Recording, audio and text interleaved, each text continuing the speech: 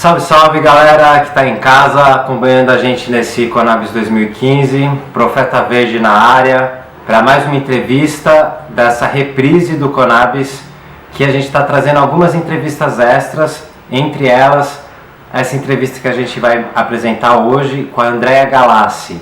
Ela é coordenadora do Centro de Referência sobre Drogas e Vulnerabilidades Associadas, lá do campus de Ceilândia da UNB. Ela trabalha com saúde pública e vai contar um pouco pra gente sobre a experiência dela em acompanhar usuários de crack e os relatos que eles trazem sobre como a maconha tem sido um ótimo instrumento de redução de danos. Bem, ninguém melhor do que ela para contar pra gente esse aspecto do uso da maconha como estratégia de tratamento para o uso do crack. De alguma forma, essa entrevista da Andrea complementa o que já foi colocado pelo Dartil Xavier, que também apresentou a maconha como uma possível porta de saída para a dependência. Então, pessoal de casa, talvez perceba alguma diferença entre essa entrevista e as outras no modelo dela, porque para gravar essa entrevista a gente contou com a ajuda de um camarada, um conabista muito ponta firme lá de Brasília, o Hélio, que foi até a Andrea e gravou com ela a entrevista e passou pra gente esse material. Então essa entrada minha ficou mesmo como uma introdução e ela vai falar do trabalho dela e no final eu retomo aqui para fazer o fechamento. Então aproveitem aí as palavras da Andrea e qualquer dúvida conversa aí no chat ou dá um salve que a gente aprofunda esse debate. Vai lá, Andrea, com você. Um aspecto que eu venho aí me dedicando nesses últimos meses, eu diria, que é pensar na questão da maconha como uma possibilidade para o uso terapêutico dessa substância entre as pessoas que fazem uso de crack, que tem problema com crack. Esta é a realidade das pessoas que eu tenho contato nessa região da Ceilândia que eu trabalho, que é onde tem o nosso centro. E aí, muitos usuários, e isso a literatura também apresenta de uma maneira ainda incipiente, mas é bastante comum os usuários relatarem que em momentos de abstinência, em momentos de fissura, em momentos de maior impulsividade, eles recorrem, quando não tem crack, eles recorrem ao uso de maconha para poder minimizar esse efeito. E a gente sabe bem que o uso, a maconha, ela é infinitamente menos prejudicial do ponto de vista de todos os danos para a pessoa ou para a sociedade do que o crack, sem sombra de dúvidas. Então, até como a gente costuma dizer, a maconha nesse sentido seria uma porta de saída, não como uma porta de entrada, como todo mundo fala, não, maconha é porta de entrada para as drogas mais pesadas. Mas aí nesse sentido, uma coisa que empiricamente a gente vem observando, que os usuários de crack recorrem à maconha nesses momentos e a gente, então, nesse sentido, vem desenvolvendo uma proposta de pesquisa que pudesse, então, vamos dizer assim, legitimar esse uso da maconha que esses usuários de crack recorrem, que fosse de uma maneira que fosse possível ele ter acesso a isso numa via que seja formal, porque o cara, quando está fissurado, ele vai fumar o prensadão. É isso que ele vai fazer. E a nossa proposta de investir nessa linha é que ele tenha acesso. Nesse momento eu diria que é impossível e não é o nosso foco de ter acesso a uma planta de qualidade para que ele possa usar, vaporizar, fumar, inalar do jeito que ele quiser, mas que ele tivesse acesso então os canabinoides, que um deles é o CBD, o canabidiol, que é o que hoje é mais possível do ponto de vista legal ter acesso. Então, esse é uma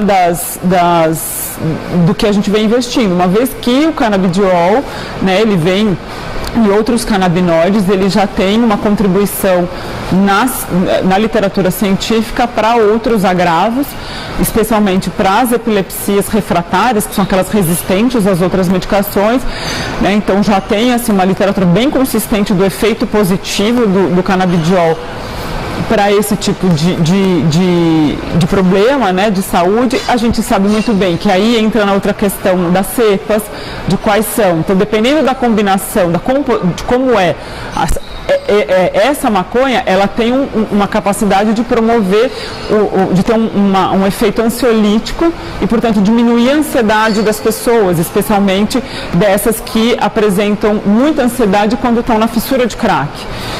Um outro efeito também, e aí entra uma questão que eu acho bem legal de discutir, que sempre tem aquela pessoal que fala, né, que a maconha causa psicose, né, mas é tão interessante que, como a gente falou, né, a maconha não é uma planta que nasceu ali no mato e pronto, é uma planta que vem sendo, é trabalhada há milhares de anos para chegar onde chegou. Então a gente sabe que tem combinações, sim, que oferecem efeitos antipsicóticos, né? Então, assim, tudo bem, dependendo a gente sabe que existe aquela população de risco, como adolescentes, mulheres grávidas e as próprias pessoas que já têm um quadro de psicose, que devem evitar o uso, mas, por outro lado, vem a questão, dependendo do tipo de maconha, ela tem um efeito que pode ser, isso não sei o que estou dizendo, é a ciência, ela pode ter um efeito antipsicótico. Enfim, então é tão interessante porque a gente está falando de uma planta que dependendo da maneira como ela é utilizada, ela tem efeitos que vão, ela pode ser boa para um lado, mas ela é ruim de outro, e aí vai depender muito do produto, da planta que a gente está falando, né?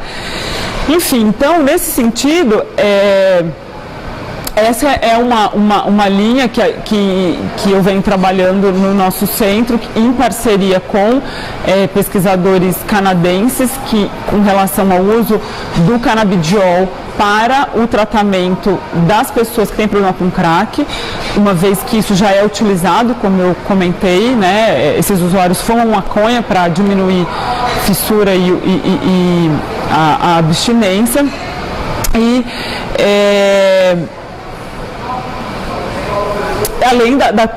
além de diminuir a questão da própria paranoia, da impulsividade.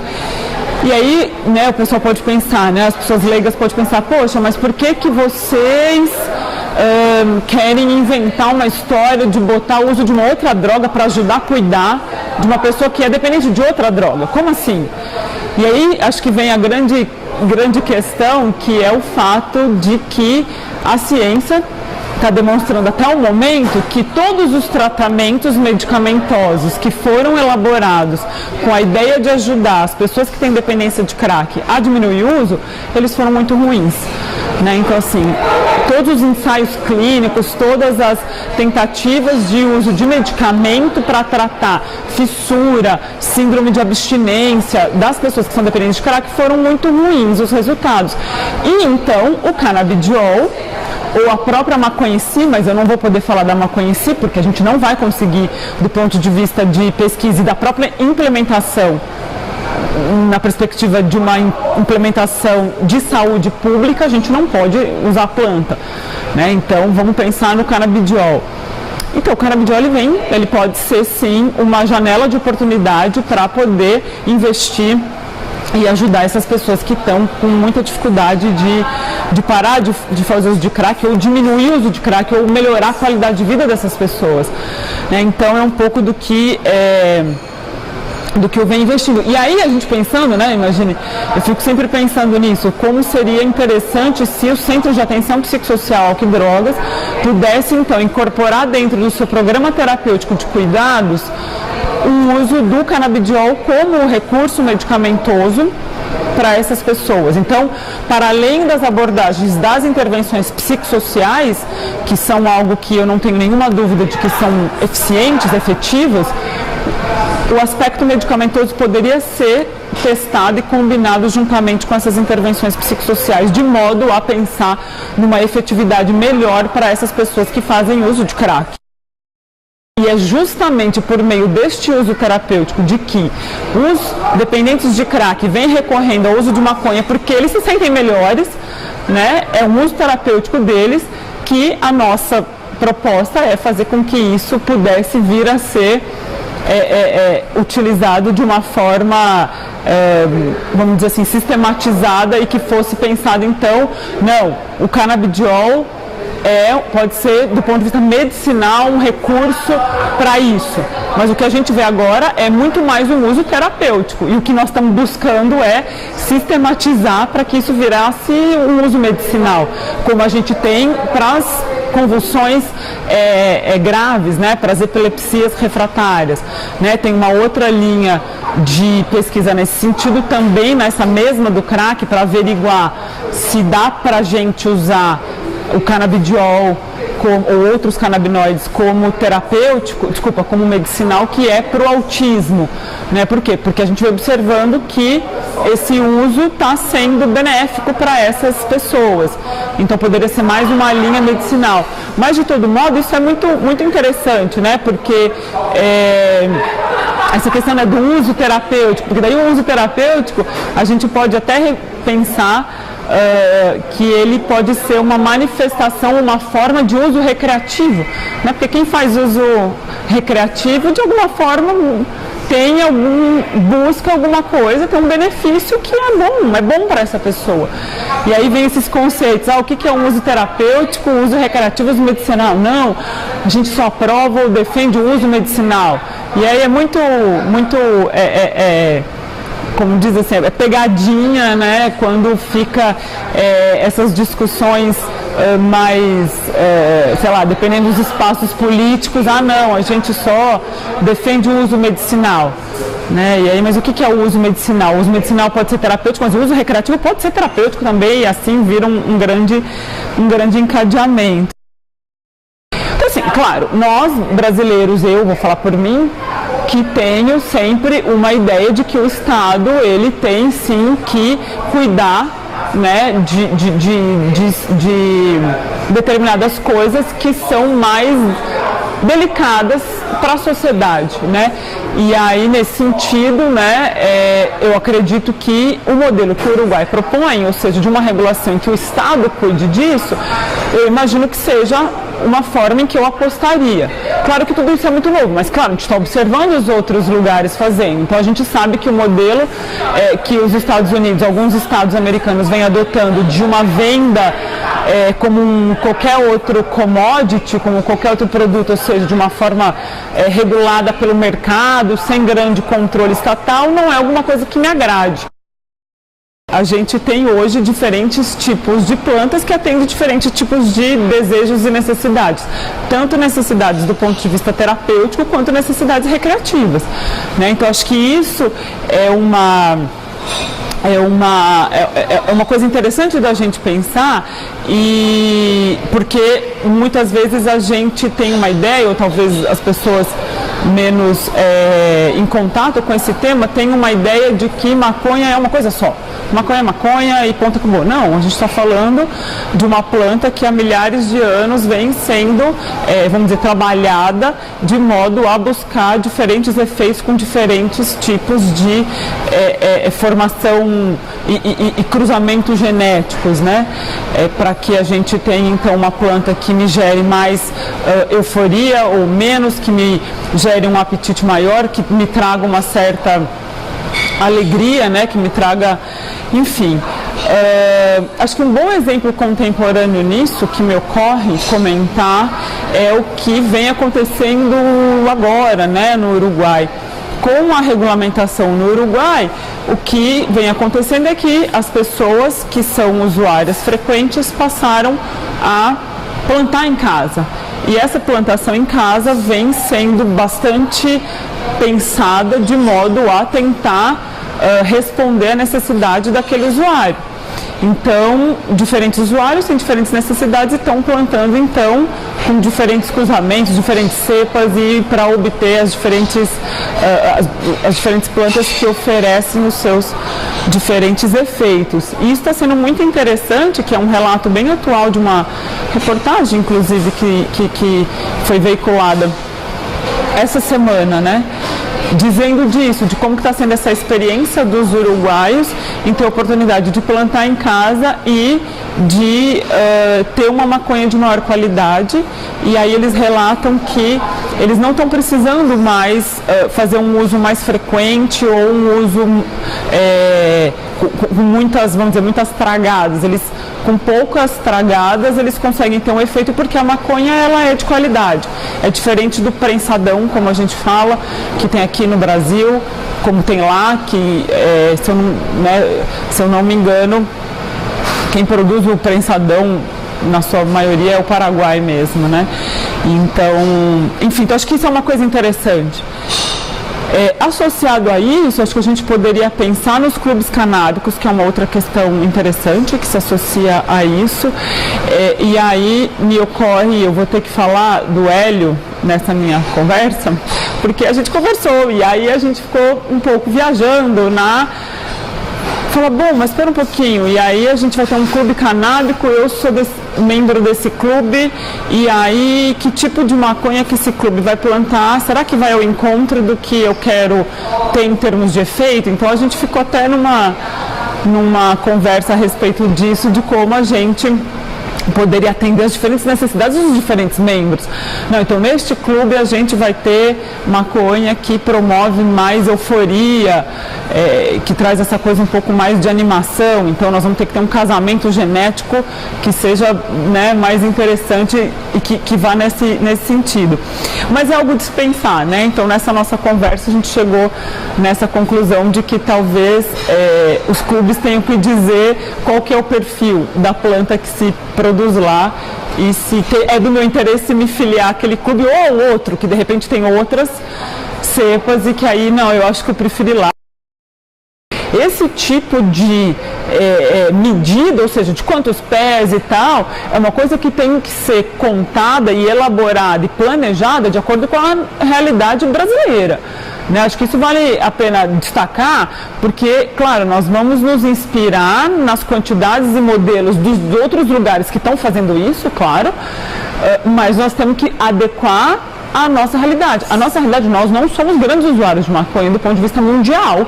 Nós não temos uma prevalência de usuários que fala, nossa, o Brasil é um dos países que mais fazem uso de maconha. Isso não é verdade. Então, a nossa demanda, ela é menor. Então, nesse sentido, a gente tem que pensar nisso, né, de adequar dentro do nosso padrão, para que a gente não faça uma cópia, um copia e cole de um modelo que não corresponde à nossa realidade, e aí a gente está criando uma política de regulação do Estado que não está dentro do que nós precisamos. Então, acho que isso é uma coisa a se considerar. Ou seja, a gente tem que... E é bom porque nós teremos em breve, em 2016, a gente vai ter o relatório, a pesquisa nacional sobre a prevalência de uso de drogas na população brasileira, que vai ser apresentados esses dados pela Fiocruz. E, portanto, a gente vai ter uma ideia, opa, vamos ver como que está a prevalência de uso de maconha no Brasil. Quem são essas pessoas que estão usando, quantas são, onde que estão, porque daí a gente olha essa fotografia e aí, a médio prazo, que eu realmente torço, que a médio prazo a gente consiga pensar nessa política nossa de regulação baseada na fotografia nossa de uso. E aí, nesse sentido, a gente vai ter que fazer algumas contas para que possa ser pensado essa regulação baseada na nossa realidade. Agora, claro que nós temos o recurso extraordinário que está sendo julgado no Supremo Tribunal Federal, que diz apenas a respeito da descriminalização, ou seja, que é um passo anterior à regulação, que é o que nós estamos falando mais agora, mas que de alguma forma o ministro Barroso já colocou na mesa a questão das quantidades. Claro que aí são as quantidades com relação a caracterizar como usuário e como traficante, mas justamente pelo fato do usuário foi inspirado aquelas quantidades em dados que são internacionais e adaptado à nossa realidade. Então aquilo já é um primeiro exercício para a gente pensar então quanto que as pessoas usam. Aí vem aquela máxima, né, de que depois que regular, todo mundo vai usar, né, e isso é a maior bobagem, ou seja, depois que regular não é obrigatório usar, não vai ficar obrigatório, tá? As pessoas têm né, o seu direito de escolher. Assim como as pessoas têm direito a escolher se elas fazem uso de álcool ou não, assim como elas têm direito a escolher se elas fumam um cigarro ou não fumam um cigarro. E aí quando a gente tiver isso regulado, assim como outras substâncias que têm efeitos psicoativos ou que tenha efeitos depressores, né, como os medicamentos, nós vamos ter que ver, as pessoas que vão desempenhar determinadas funções vão ter que saber que elas não vão poder fazer uso daquela substância. Então vem aquela discussão, mas imagine se o piloto de avião fumar um baseado, né? Aí eu penso na sequência, imagine se o piloto de avião tomar uma cachaça. Eu vou te confessar que eu vou ficar mais preocupada se ele tomar cachaça, de verdade. Agora, então assim, nesse sentido, eu penso que a regulação e todo o aparato que compõe a regulação, ele vem de um intenso investimento também em educação, né? Então, assim, toda a regulação ela tem que ser feita da mesma forma como a gente tem para as outras substâncias. Agora, vai ter lá um núcleo privado do sujeito que quem vai saber se o piloto de avião que vai pilotar, que está saindo agora aqui do aeroporto Juscelino Kubitschek, ele não tomou um diazepam antes de conduzir, né, antes de comandar o avião. Tem um fórum que é interno, o fórum que é privado, que aí é uma coisa que talvez que é difícil da gente conseguir aferir, nem se ele bebeu, fumou maconha, cheirou cocaína ou se ele tomou um diazepam. Essa política dos fitoterápicos, ela é acompanhada, né, por profissionais da saúde, né, que ajudam as pessoas a como plantar e como cultivar esses fitoterápicos nas suas casas. E aí são profissionais geralmente no âmbito da estratégia de saúde da família, agentes comunitários, enfermeiros e outras pessoas, né, que compõem essa estratégia, inclusive dos núcleos de apoio à saúde da família, que tem alguns especialistas. Fico imaginando, né, como que seria. Eu imagino que uma vez regulado e entrando para o rol das plantas medicinais, eu imagino que sim, imagino que esses profissionais devem ter conhecimento, e aí não só os profissionais, acho que eu imagino que, não sei se eu sou muito otimista de falar a médio prazo, eu sempre fico falando a médio prazo, né, de que isso seja incorporado na nossa política de saúde, mas eu imagino que sim, eu imagino que essas pessoas terão a oportunidade de estar em contato com famílias que, pelas razões que elas queiram, sejam medicinais, terapêuticas, recreativas, ter essa planta na sua casa e elas poderem ajudar da forma melhor como produzir isso. Agora, é interessante da gente pensar nessa questão, uma vez que esses profissionais da estratégia de saúde da família são os profissionais que estão mais ligados e mais envolvidos com o processo de cuidado no seu sentido mais amplo, uma vez que essas pessoas estão em contato com a vida das outras pessoas, não só numa questão especificamente averiguando sintomas e sinais, mas dentro de um contexto social, de um contexto familiar, de um contexto relacional. E eu acho isso de uma maneira, acho muito interessante, né, pensar nisso, o quanto que então, uma vez a maconha sendo considerada como um fitoterápico, uma planta medicinal, como que se daria isso, né? Teria que ter uma grande capacitação para como produzir isso, né? Como plantar e como melhor cuidar.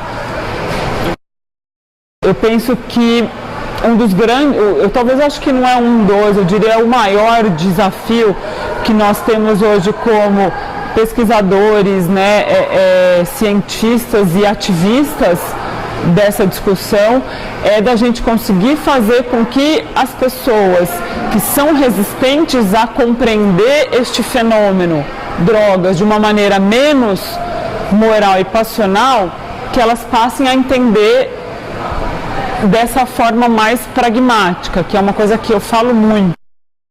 Os familiares vários que eu atendi ao longo da minha vida de pessoas que faziam uso de drogas, do tamanho do demônio que eles traziam em si quando traziam os seus filhos para serem para o tratamento, né? E até hoje eu vejo isso. Então, o demônio que eles criam é um demônio que é muito maior do ponto de vista do problema em si do que o demônio que se apresenta no caso da pessoa que tem problema. Esse demônio que eu estou falando é um demônio que é a ideia de drogas, o conceito de drogas como alguma coisa que é extremamente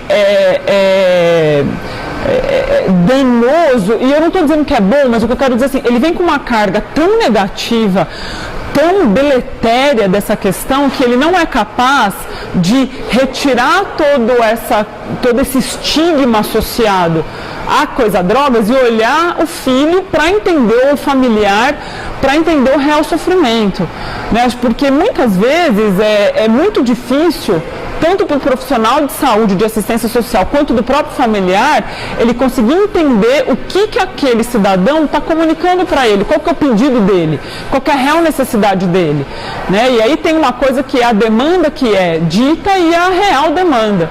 Em outras palavras, o que eu quero dizer é que uma vez a gente conseguindo retirar da frente nossa, no contato com essas pessoas, sejam pacientes ou sejam familiares que têm problema, se a gente retira, a gente consegue olhar melhor essas pessoas e a gente consegue observar que essas pessoas têm outras coisas para nos contar e que inclusive contextualiza o próprio problema de drogas que ela tem.